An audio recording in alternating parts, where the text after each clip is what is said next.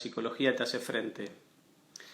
Hoy me va a acompañar un médico psiquiatra, Fabio Selniker, y bueno, nuevamente vamos a estar abordando temas de salud mental en este contexto de enfrentamiento a la pandemia, de resistencia psicológica frente a la cuarentena, y le vamos a dedicar este espacio hoy a los trabajadores de la salud. Nuevamente les queremos dar un homenaje. Queremos reunirnos para avalar científicamente el malestar y las dificultades psicosociales que se vive en lo que es la primera línea de respuesta.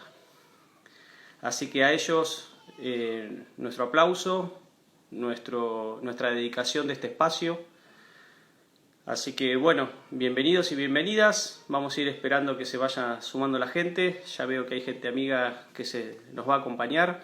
Así que me gustaría que también participen de su experiencia, que puedan contar cómo lo van viviendo y cualquier inquietud que surja. Voy a ver si ya está el compañero hoy de conversación. ¿Por dónde anda Fabio? ¿Qué tal Javier? Bueno, los voy recibiendo. Nicolás, Mónica, un placer que estén aquí. Pablo, Silvia, bueno, qué lindo. Me alegro que estén aquí y insisto, es importante que la escucha se activa, que nos puedan interpelar, que puedan sumar comentarios, que nos puedan advertir de algo que no estamos hoy abordando. ¿Qué tal Pilar? Julieta, bueno, genial. Fabio, ya estás en línea. Bienvenido.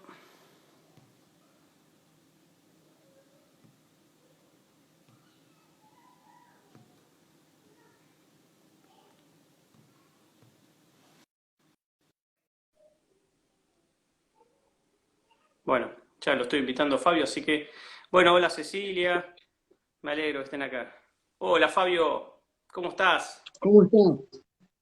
Me faltaba apretar, transmitir, me faltaba el touch. Te veías y pensé que ya estaba. Está bien, yo Bueno, te esperaba, sabía que tarde o temprano ibas a llegar. Vos sabés lo que bueno, estamos acá haciendo estoy. acá, ¿no? Vos sabés que estamos juntando dos cosas que se han considerado por momentos agua y aceite. Han dicho la psicología y la psiquiatría no pueden sentarse a conversar. Están siempre en bandos enfrentados. Así que creo que esto es una muestra de que tenemos muchísimos puntos en común, que nos preocupan los mismos temas, que compartimos marcos Claro. teóricos y que en el trabajo tenemos que estar codo a codo, Fabio. Sí, no, bueno, yo me acuerdo cuando empecé en el Hospital Subizarreta, mi residencia, no voy a decir qué año. Bueno, tengo 55, me recibí a los 22 de médico, así que imagínate que pasó mucho tiempo. Y yo me acuerdo que en el servicio del Hospital Subizarreta en Villa Devoto, en Ciudad Autónoma de Buenos Aires, que en aquel momento todavía no era ciudad autónoma, era capital federal, éramos 3 psiquiatras y alrededor de 50 psicólogos. Ujú. Gran parte de mi carrera, mis grandes amigos y mis grandes coequippers en un montón de pensamientos y desarrollos fueron psicólogos, no fueron psiquiatras. Si bien yo pertenezco a la Asociación de Psiquiatras Argentinos, como sabés, a la Asociación Mundial de Psiquiatras, también pertenezco a asociaciones horizontales que nos aunan a todos y donde todos estamos preocupados por el mismo objeto de estudio, digamos, ¿no? Ujú. Eh, con, por supuesto, tal vez a diferencia de algunas especialidades médicas o algunas cuestiones más verticalistas en la medicina, nosotros tenemos la posibilidad de tener más caminos que tomar, ¿no? Porque no es lo mismo aquel psicólogo que toma Víctor Frankl que el que toma Fritz Perls, o el psicoanálisis de Freud, de Jung, de Lacan. Eh, Podemos tener otras perspectivas, pero en realidad el objeto de estudio y nuestra preocupación tiene que ver con la angustia humana, tiene que ver con el darle al ser humano una mejor calidad de vida. Totalmente, La Fabio. podemos enfocar. Vos recordarás Este, este aporte de un filósofo por ahí que el psicoanálisis lo retoma, que es Badiou, que él habla de cómo la lógica de lo uno a veces ha sido un gran problema del siglo XVIII.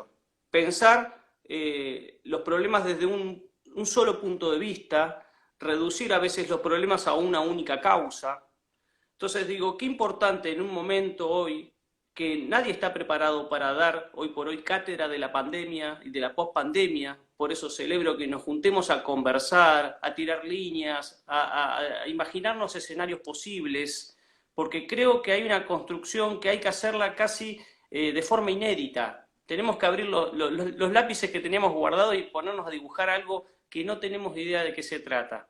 Así que la primera pregunta, Fabio, desde tu experiencia, venís recorriendo muchísimos espacios de formación que te voy siguiendo también, estás con la cuestión del abordaje de los trabajadores de la salud y particularmente el estrés y el burnout y la pospandemia, que todavía veo que no tenemos un fin de esta pandemia y ya tenemos efectos y lo vamos chequeando en la primera línea de respuesta. Entonces quisiera saber y que nos puedas por ahí iluminar cuáles son los efectos que vamos a estar esperando mientras dure la cuarentena, mientras dure la pandemia, y cuáles te parece que van a venir después.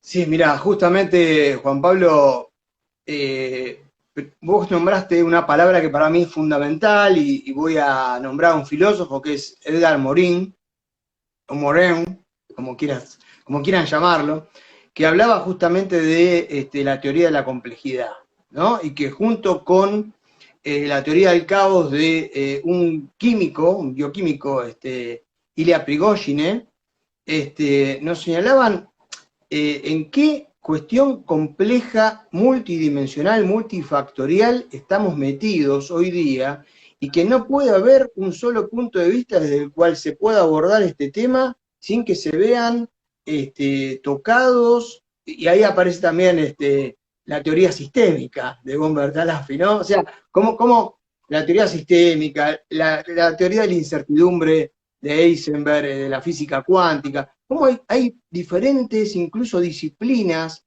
diferentes ciencias que se reúnen para marcar que estamos en un momento realmente de mucha complejidad y que no hay una receta única para marcar qué es lo que nos está sucediendo. Por eso es muy difícil, dentro de la complejidad, marcar recetas, porque las recetas impulsivas que nosotros podemos dar pueden hacer lo complejo complicado. O sea, lo complejo que tiene que ver con la situación. A ver, me presento medianamente, algunos pueden no conocerme. Yo, aparte de pertenecer a la sección de psiconeuroinmunoendocrinología de la Asociación Mundial de Psiquiatras, acá viene lo más importante, yo pertenezco a la sección de intervención psiquiátrica en desastres, tanto naturales como creados por el ser humano. Con lo cual, justamente, nosotros estamos hoy en el ojo de la tormenta de nuestros colegas, de nuestra sección, ¿no? Y yo constantemente insisto respecto a la complejidad de lo que puede llegar a ser un desastre, es no transformemos un desastre en una catástrofe, porque muchas veces se hace como una similitud, se toma como una sinonimia lo que es un desastre de lo que es una catástrofe. Porque el desastre tiene una complejidad en sí, algo inherente a la propia situación. En cambio, la catástrofe la podemos generar nosotros no sabiendo cómo abordar ese desastre. Desde nuestra ineptitud o de nuestro voluntarismo sin profesionalismo. Entonces, yo un poco lo que te quería contar respecto a esto de lo que conoces, de que vengo trabajando hace tanto tiempo sobre lo que yo llamo el síndrome de Marvel, y un amigo en común es el que me ayudó a ponerle este nombre. Otro amigo me dijo, explica lo que es Marvel, porque mirá que vos sos un viejardo de 55 años y algunos que no saben. Vamos a detenernos en el síndrome de Marvel. Dale, que creo que ya... No lo referencie más a Javier, que nos está acompañando, él está aquí en el vivo. Sí. Yo creo que fue una construcción conjunta, pero tenés ganas de decir que el síndrome, de alguna manera tenés ganas que sea tuyo. Vos le ponés muchísima carga que el síndrome de Marvel realmente existe, y creo que es una construcción, con una claridad. Me gustaría que lo desarrolles, a ver.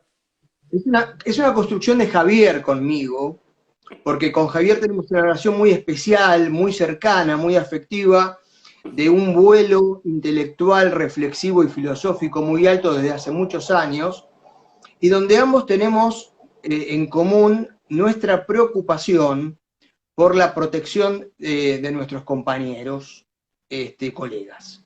Y cuando yo hablo de colegas, ahí apareces nuevamente vos en la presentación. Yo no llamo colegas solamente a los médicos psiquiatras o a los médicos. Mis colegas son también los psicólogos. De hecho, yo hace muchos años soy supervisor clínico de psicólogos también, no solamente de psiquiatras. Tal vez no se sepa en el argot médico general que dentro de nuestras especialidades, dentro de nuestro quehacer, durante los primeros años de trabajo profesional, existe algo que se llama supervisión clínica, que es poder llevar de la mano a los nuevos terapeutas, pudiendo acompañarlos en sus primeros pasos respecto a la relación con sus pacientes, cuánto ponen de ellos en esa situación, cuánto de eso los angustia. A veces algunos están muchos años, o eligen estar siempre bajo la tutela de alguien con más experiencia que los pueda ayudar, porque nosotros nos metemos con la angustia humana. Tal vez nosotros los que nos dedicamos a la psiquiatría y a la psicología tenemos esa posibilidad de mucho más tempranamente poder tener esa capacidad reflexiva del ser humano, de darnos cuenta que nos estamos metiendo con la muerte, con la enfermedad, con la salud, y protegernos, ¿no? Me pasa mucho, y tiene que ver con esta charla, de que mis colegas en general del lado médico, como tienen puesta la capa de los grandes superhéroes de Marvel, se descuidan su propia salud muchísimo, y es justamente uno de las cosas que he debatido y he construido junto con Javier Rodríguez en este tiempo, fue cómo poder llegar a nuestros colegas y hacerles ver que se están desprotegiendo. ¿Cómo hacer para poder poner freno a esta educación que hemos tenido en nuestras facultades? Y ustedes los psicólogos también tienen una línea bastante parecida, donde pareciera que, como viste en Hogwarts, Harry Potter, viste, que en un momento nos entregan la varita y nos entregan la capa, y después tenemos que andar diciendo cuando alguien muere, hicimos lo humanamente posible. A ver, explícame la frase, explícamela, argumentámela. La frase, hicimos lo humanamente posible. ¿Pero por qué? Porque el otro podía llegar a sospechar que no éramos seres humanos. Claro, por supuesto que hicimos. Si somos seres humanos, ¿cómo no vamos a hacer lo humanamente posible? Es algo tan nefasto lo que se incorpora en nuestra educación y que tiene aparte un fin muy perverso del cual no se nos habla, que tiene que ver con el uso que después se va a hacer del síndrome de Marvel, que es que se nos maravilla de entrada a todos los de guardapolvo blanco, porque yo hasta podría hacer entrar también a los docentes dentro de todo esto, ¿no? A la maestra de otro momento del país donde era la segunda madre, Pero fíjate que hay ¿no? evidencia de la hipertensión por la presencia del guardapolvo blanco. Es para hacerse una pregunta, ¿por qué sube la presión de los pacientes cuando ven al trabajador de la salud entrando, ¿no? Sí, bueno, y ahí aparece también el cuestionarnos cómo podemos ser nosotros mismos en sí un factor nocebo o un factor placebo.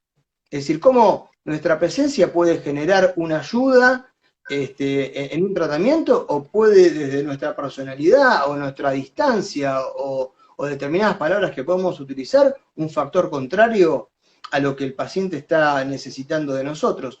Pero, a ver, yo vuelvo a hacer foco en esto. Yo desde hace muchos años,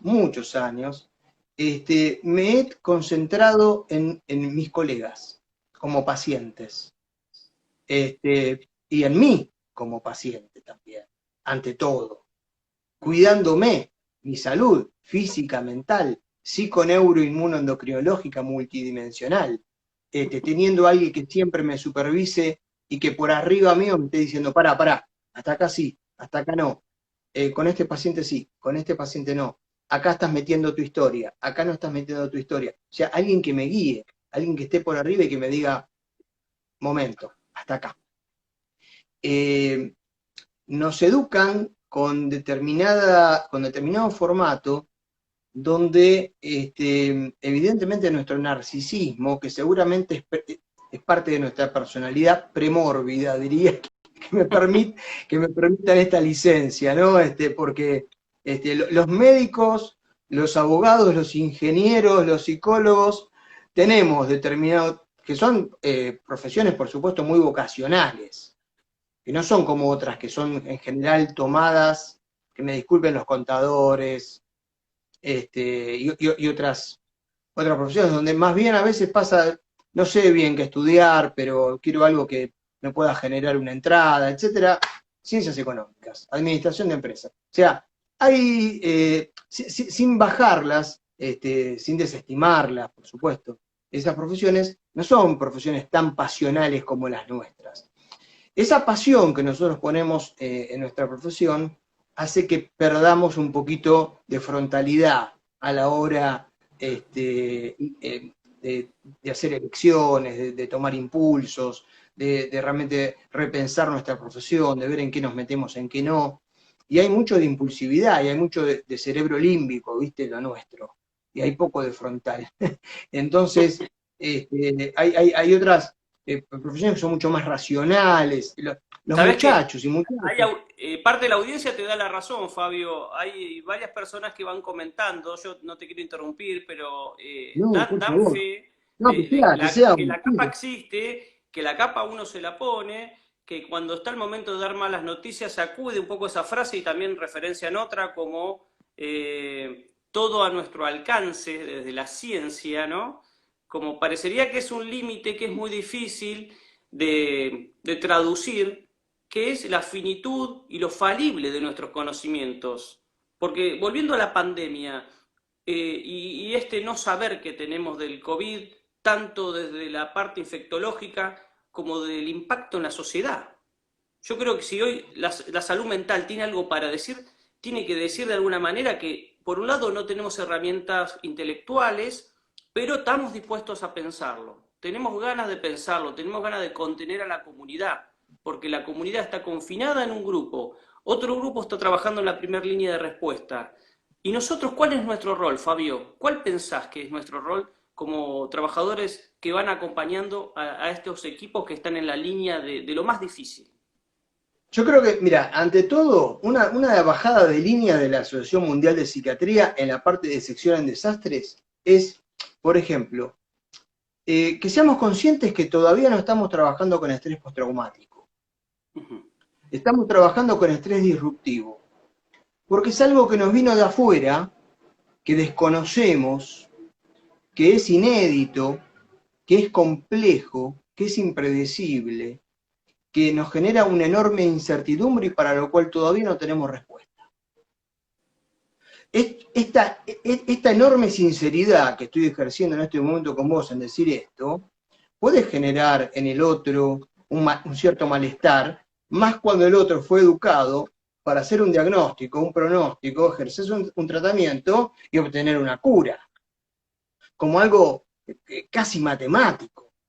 Cuando yo digo, bueno, mirá, en realidad no me gusta utilizar, a ver, no utilizamos en la Sociedad Mundial de Psiquiatras, no utilizamos términos belicistas, no nos gusta hablar de que es un enemigo invisible, porque en realidad esto no es una guerra. Sí. Y mirá que yo soy uno de los más jóvenes dentro de la sección y tengo compañeros de más de 70 años que han sido médicos en guerras. Por ejemplo, el fundador de la sección Intervención en Desastres en Psiquiatría fue médico en la Guerra de los 6 días. Con eso ya te estoy tirando una edad. No voy a hablar ni del nombre ni nada para no mandarlo al frente, con la cédula de identidad. Pero digo, y se enojan cuando nos dicen, por favor, no hablen de estrés postraumático. Porque el estrés postraumático lo vamos a ver dentro de 2 años. Ahora es estrés agudo. Ahora es estrés que está hirviendo. ahora es incertidumbre, ahora es no poder dar respuesta a un montón de gente que nos está pidiéndolas y no no poder tener respuestas a nosotros mismos. Y quiero concluir el tema este de no utilizar términos belicistas, porque se vuelve contra nosotros, porque cuando pensamos a este virus, al cual no conocemos, al cual no sabemos cuándo va a terminar, al cual todavía no tenemos ni una medicación que haga buen efecto, al cual todavía no tenemos una vacuna, y no sabemos ni cuándo se termina. Esto es algo muy complejo, muy complejo. ¿Dónde está el enemigo, Juan Pablo? A ver, yo tengo una pregunta a vos. Vamos a hacer un... ¿Dónde está el enemigo si vamos a plantear que esta pandemia es como una guerra? Decime vos dónde está el enemigo. Y después de tu respuesta, yo te voy a decir por qué se dan determinado tipo de cosas y por qué es tan peligroso plantearlo de esta manera. Dale, recojo el guante. Mirá, me gustó lo que planteás de que no es una guerra, por lo tanto hay que quitarle también. Si sabemos que por un lado la formación les pone una capa y después les decimos vayan a pelear, estamos reforzando ese altruismo que puede exponerlo a las personas en una situación de riesgo psicosocial, para hablar no solo riesgo de contagio, sino el riesgo del quemado que hemos hablado, ¿no? De ese estrés que no se gestiona, a veces de esa fatiga crónica que se va generando y después cuando hay que utilizar todos los elementos de protección, por lo que vamos referenciando, ¿no? Que uno está cansado para hacerlo, se lo saca, no tiene ganas, y eso es producto también de estar sometido a una situación, como vos planteás, que no tenemos salida, es un callejón sin salida. Entonces se ahorra energía y entiendo que puede haber muchísimos errores que no sean deseados porque uno tiene fatiga o estrés. Así que la primera que vos me decís, comparto, hay que bajar el nivel de discurso desde los medios, desde los científicos, de que esto es una batalla. Porque ahí estaríamos justificando también el odio. Las guerras se ¿Y dónde estaría, pelean y ahí, ¿dónde cuando... estaría el enemigo? ¿Quién es el enemigo? Si, El si esto es enemigo, una batalla, ¿quién es el enemigo? es que el enemigo me parece que son muchísimos problemas, no está en ningún lado el enemigo. No, no, sí, sí, sí. O sea, El enemigo, el virus, ponele un el virus. enemigo somos nosotros, es el ser humano. Es el ser humano que es el que porta el virus y que te Sí. puede contagiar. Entonces el otro día, cuando me contactó una paciente de Olavarría, que venía al Hospital Italiano de la Ciudad de Buenos Aires a hacerse su quimio y volvía a Olavarría, le empezaron a poner en el Facebook de todo. Ah, totalmente. E incluso nosotros como médicos, que estamos incluso en algunos lugares de la Argentina judicializados penalmente, el enemigo pasamos a ser nosotros, los médicos que estamos en la primera línea, en la primera frontera con el virus, pasamos a ser nosotros, porque nosotros somos los probables portadores de la granada que te va a hacer explotar. Entonces, pido por favor que dejemos el discurso belicista y que dejemos de hablar de batalla, porque en definitiva, el ser humano, siendo vector de este virus, es el que en realidad se transforma en el enemigo y nos transformamos todos en paranoicos cuando entramos no solamente a un hospital, al que generalmente la gente prefiere no ir y se termina muriendo en la casa de otra cosa. No entramos a un supermercado, no entramos acá, no entramos... ¿Por qué? Porque cada persona con la que contactamos es un posible enemigo. Y entramos en una paranoia colectiva, que es lo que hace sacar lo peor del ser humano. Por eso yo me río mucho cuando hablo de los románticos de la pandemia, y cuando hay personas que dicen, sí, vamos a salir distintos, la humanidad, etc. Mirá, vamos a salir peores. Lo que estoy yo viendo de la humanidad es que veo las peores de las miserias. Y después aparece esta reivindicación de las 21 horas, que si le preguntás a la mayoría de los médicos qué nos causa ese aplauso, bajo ningún punto de vista va a haber un médico que te va a decir que se siente reconfortado o que se siente reconocido por la sociedad. A mí, sinceramente, me da náuseas. porque yo creo que la forma de reconocer a ese médico sería pedir que nos den los recursos que corresponden, un salario como corresponde, el descanso que necesitamos, mecanismos para desestresarnos como necesitamos, mínimamente los barbijos que necesitamos y camisolines para trabajar en una pandemia. Y todo eso se suma a estar en ese frente, pensar que te vas a contagiar, pensar que te podés morir. Tú, no tenés un seguro que te cubra a vos ni a tu familia si te llega a pasar algo. Si te llegas a enfermar, estás muchos días sin trabajar y eso no se te paga. Llegás a tu casa y encontrás el auto escrito por un vecino diciéndote, este médico está infectado, que se vaya a hacer la cuarentena a otro lado. Y con todo eso, el sistema límbico, que todos los colegas, tanto psicólogos como los médicos en general, nos acordamos que tiene que ver con la atención, la memoria y la afectividad, las emociones, se ve con un alto nivel de adrenalina y cortisol afectado. Se ve taponado los receptores de mineralocorticoides y de glucocorticoides, y por lo tanto, nos pasan estas cosas de tener olvidos y de tener, ¿cómo te puedo decir? Incluso en los mecanismos más primitivos de defensa ante una situación tan compleja, descuidos que nos llevan a ser ineficaces con nuestra propia seguridad. Por ejemplo, a mí me ha pasado varias veces, y yo no estoy en el frente de batalla como tantos colegas que realmente están dando la vida, realmente, pero no con un enemigo, están dando la vida por una pandemia. ¿Eh? A mí me ha pasado de llegar a la puerta del ascensor, yo vivo en un edificio, y haberme olvidado dentro de mi casa el barbijo. Es decir, yo estoy teniendo olvidos en este momento, o de ir a la heladera y olvidarme de qué era lo que iba a buscar.